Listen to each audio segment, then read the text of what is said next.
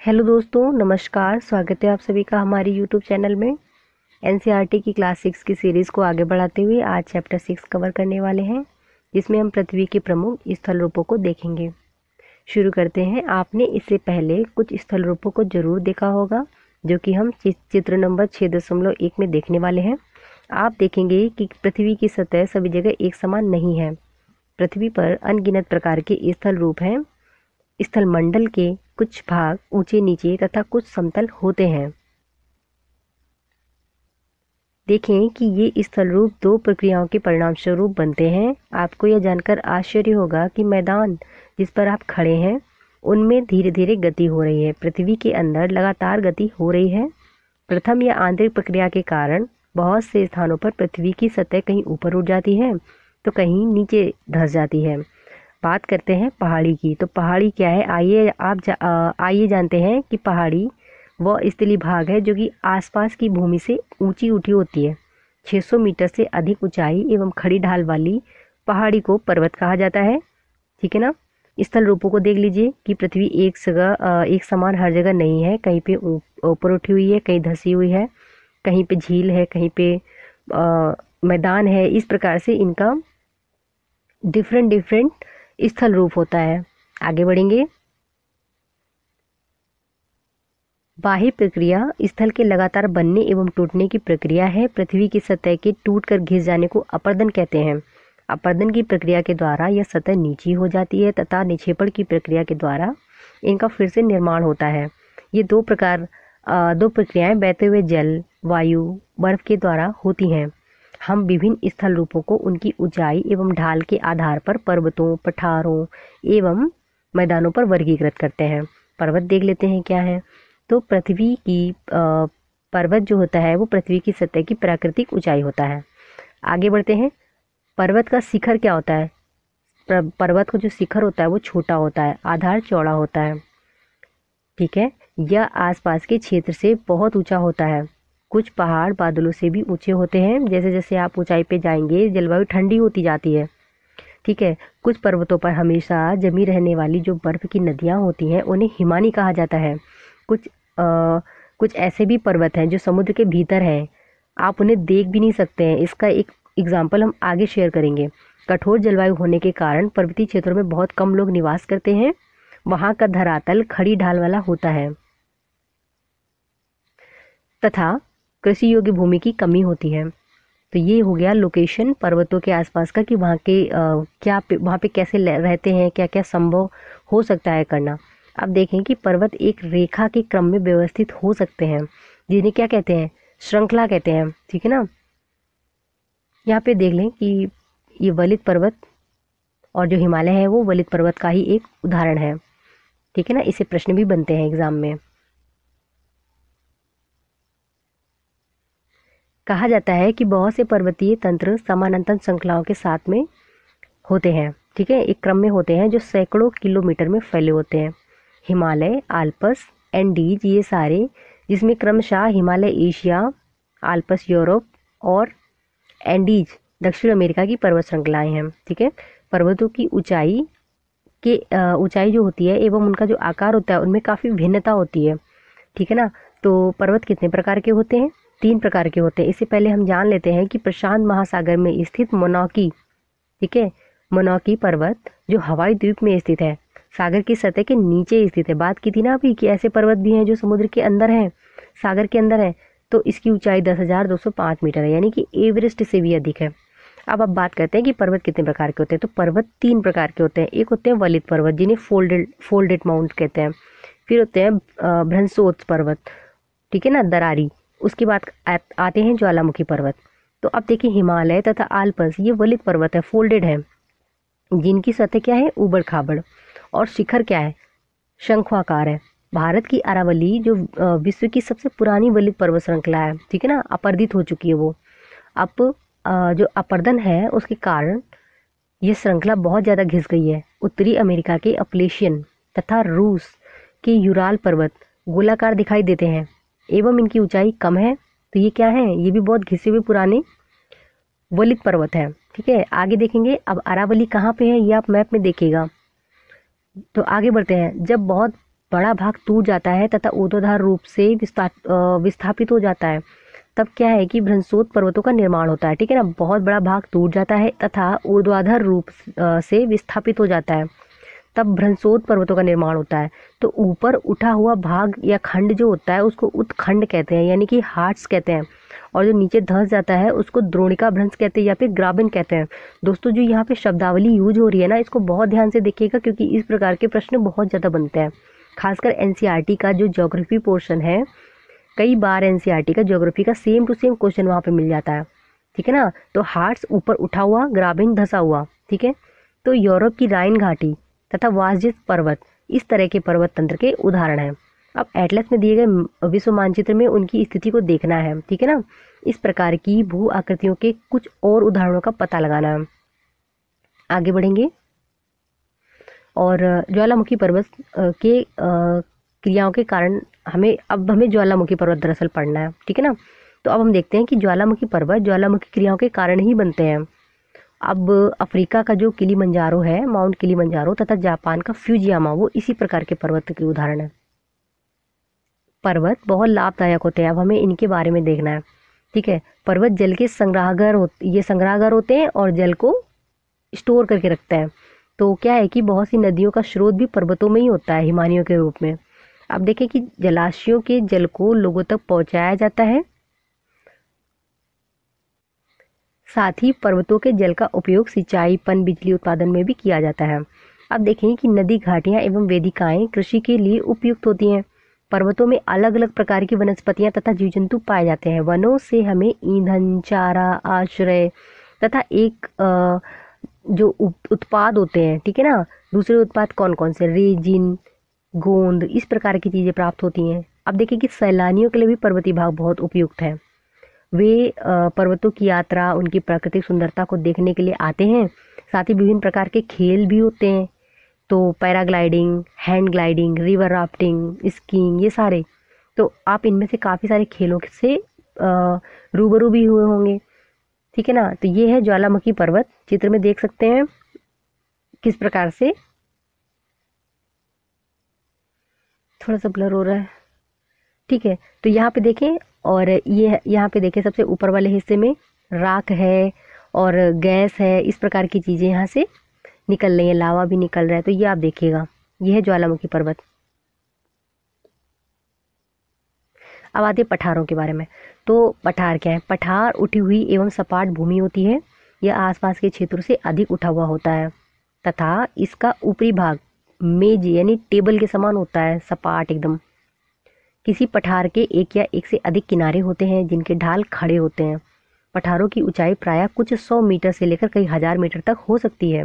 आप देखिए कि पर्वतों की तरह पठार भी नए या पुराने हो सकते हैं।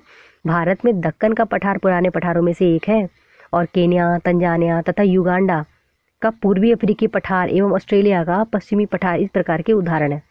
अब देखिए तिब्बत के पठार के बारे में। तो विश्व का सबसे ऊंचा पठार है ये, जिसकी ऊंचाई कैसी है? माध्य समुद्र तल से 4000 से 6000 मीटर तक है। पठार बहुत उपयोगी होते हैं क्योंकि इनमें खनिजों की प्रचुरता होती है। यही कारण है कि विश्व के बहुत से पठार तो है जो खनन क्षेत्र बन गए हैं। ठीक है ना, जैसे अफ्रीका का पठार सोना एवं हीरे के खनन के लिए विश्व प्रसिद्ध है। ठीक है, आगे देखेंगे। भारत में छोटा नागपुर के पठार में लोहा, कोयला, मैग्नीज ये सारे पाए जाते हैं, भंडार पाए जाते हैं इनके। अब देखिए कि पठारी क्षेत्रों में बहुत से जलप्रपात हो सकते हैं, यानी वाटरफॉल्स, क्योंकि यहाँ नदियाँ ऊंचाई से गिरती हैं। भारत में छोटा नागपुर पठार पर स्वर्णरेखा नदी पर हुंडरू जलप्रपात तथा कर्नाटक में जोग जलप्रपात। ठीक है, इन दोनों का नाम ध्यान रखना है कि जोग जलप्रपात किस नदी में है या किस स्टेट में है, हुंडरू कहाँ पे है, कौन सी नदी पे है। इस प्रकार के जलप्रपातों के उदाहरण है लावा पठार में काली मिट्टी की प्रचुरता होती है जो उपजाऊ है एवं खेती के लिए काफ़ी अच्छी होती है। कई पठारों में रमणीय स्थल होते हैं जो पर्यटकों को आकर्षित करते हैं। मैदानों के बारे में देखते हैं। मैदान समतल भूमि के बहुत बड़े भाग होते हैं। वे सामान्यतया माध्य समुद्र तल से 200 मीटर से अधिक ऊंचे नहीं होते हैं। कुछ मैदान काफ़ी समतल होते हैं, कुछ उर्मिल होते हैं, तरंगित हो सकते हैं। अधिकांश मैदान नदियों तथा उनकी सहायक नदियों के द्वारा बने हैं। नदियाँ पर्वतों के ढालों पर नीचे की ओर बहती हैं तथा उन्हें अपर्दित कर देती हैं। वे अपर्दित पदार्थों को अपने साथ आगे की ओर ले जाती हैं और अपने साथ ढोए जाने वाले पदार्थों जैसे कि पत्थर, बालू, सिल्ट को वे घाटियों में निक्षेपित कर देती हैं। इन्हीं निक्षेपों से क्या होता है, मैदान बनते हैं। ठीक है ना, आगे देखते हैं।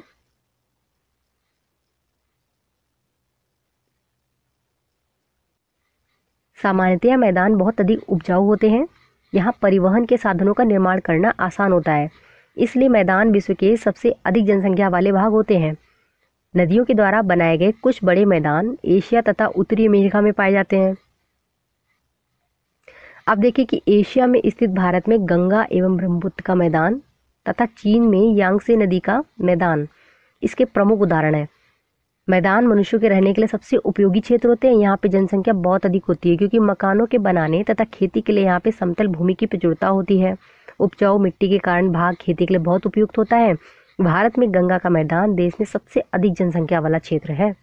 ठीक है, अब ये मैदान का एक पिक्चर दिख रहा है, आप सामने देख सकते हो। अब देखते हैं स्थल रूप एवं लोक। स्थल रूपों की विभिन्नता के अनुरूप ही मानव विभिन्न प्रकार के जीवन यापन करते हैं। पर्वतीय क्षेत्रों का जीवन कठिन होता है, मैदानी क्षेत्रों का जीवन पर्वतीय क्षेत्रों की तुलना में सरल होता है। मैदानों में फसलें उगाना, घर बनाना, सड़कें बनाना पर्वतीय क्षेत्रों की तुलना में काफ़ी आसान होता है। अब देखिए कि विभिन्न प्रकार के स्थल रूपों पर रहने वाले लोगों के रहन सहन के तरीके भी डिफरेंट होते हैं। क्या आप उनमें से कुछ अंतरों को बता सकते हो? कभी कभी प्राकृतिक आपदाएं जैसे भूकंप, ज्वालामुखी, तूफान, उद्गार, बाढ़ ये बहुत बहुत सारा विनाश कर देते हैं। ठीक है ना, तो इन आकस्मिक घटनाओं के कारण या इनके बारे में जागरूकता पैदा करके हम इन्हें आने वाले खतरों को कम कर सकते हैं। हम कितने तरीकों से जल एवं स्थल उपयोग में ला सकते हैं, ठीक है, इसका पता हम अपने आसपास के लोगों से या क्षेत्र से लगा सकते हैं। यहाँ पे देखिए कुछ पिक्चर है। रस्सी से बना पुल अरुणाचल प्रदेश में है और एक प्रदूषित नदी के बारे में इन्होंने दिखाया। ठीक है, तो हम प्रायः स्थल का उपयोग गलत तरीके से करते हैं, जैसे उपजाऊ भूमि पर मकान बना लेते हैं। इसी प्रकार से हम लोग कूड़ा किसी भी भूमि पे फेंक देते हैं या फिर पानी में फेंक देते हैं। हमें प्रकृति के इस महत्वपूर्ण वरदान का उपयोग इस प्रकार नहीं करना चाहिए।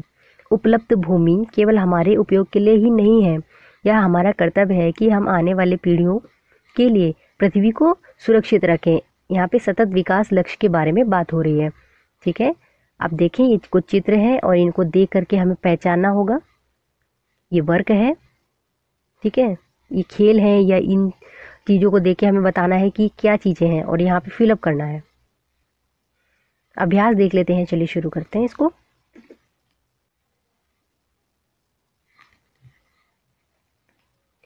पहला क्वेश्चन है, प्रमुख स्थल रूप कौन कौन से हैं? तो स्थल रूपों में आप जानते ही हैं, जिसमें पठार, पहाड़, मैदान, नदियाँ, बहुत सारे स्थल रूप है, घाटियाँ, इस प्रकार से। अगला है पर्वत एवं पठार में डिफरेंट पूछ रहा है। तो पर्वत का जो शिखर होता है वो पतला होता है लेकिन आधार चौड़ा होता है। यहाँ पे पठार के बारे में बात कर लें तो पठार तो टेबल की आकृति का होता है, ठीक है ना, उसकी ढालें भी खड़ी खड़ी होती हैं। तो इस प्रकार से आगे बढ़ेंगे।